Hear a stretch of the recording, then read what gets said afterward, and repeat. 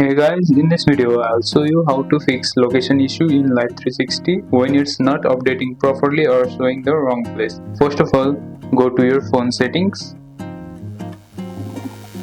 Here, go to the privacy, location service and Life360. Make sure it's set to always allow on iPhone or allow all the time on Android. This ensures Life360 can update in the background.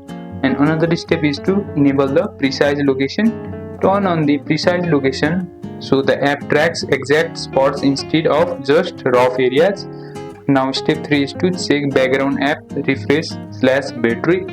On iPhone, enable background app refresh for Life360. On Android, go to the battery settings, then app management and go to the Life360 and remove any battery restrictions. This prevents your phone from pausing the app. And another step is to reset and refresh. If it still doesn't work or update, open the Life360 application on your phone, then tap the setting gear